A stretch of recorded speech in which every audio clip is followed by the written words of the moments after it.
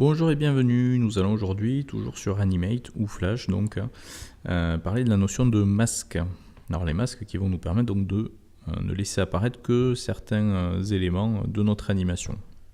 Donc par exemple, moi ce que j'aimerais c'est avoir une ellipse qui puisse traverser l'écran, mais on entreapercevra cette ellipse qu'au travers par exemple, on va dire d'un texte au hasard. Donc du coup, ça nécessite l'utilisation de deux calques, un peu pour la notion de guide de mouvement, comme pour la notion de guide de mouvement. Donc sur le calque du dessus, que je vais nommer masque, je vais saisir du texte. Comme ça, on va utiliser l'outil texte. Ceci est un masque. Alors pour le texte, au passage, vous avez ici les propriétés, donc la typo, la taille, la couleur, l'espacement des caractères. Quelque chose d'assez classique. On va mettre ça ici. Et en dessous, donc, on va mettre en place une ellipse verte, par exemple, sans contour. Voilà. Donc là, pour le moment, on voit apparaître donc les deux éléments. Donc si je veux, encore une fois, que l'ellipse ne soit visible qu'au travers du texte, à ce moment-là, je vais faire un clic droit sur le calque du masque et je vais cliquer ici sur masque. Donc résultat, le masque effectivement disparaît au niveau visuel et on ne voit plus apparaître non plus l'ellipse, tout simplement parce que l'ellipse n'est pas au niveau du contenu du masque.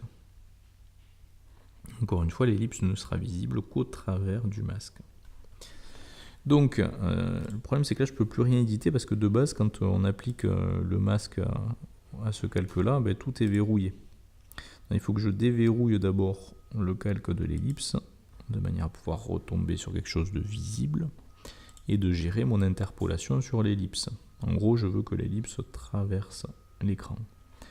En une seconde, donc je vais aller à l'image 24, un clic droit, et je vais insérer une image clé.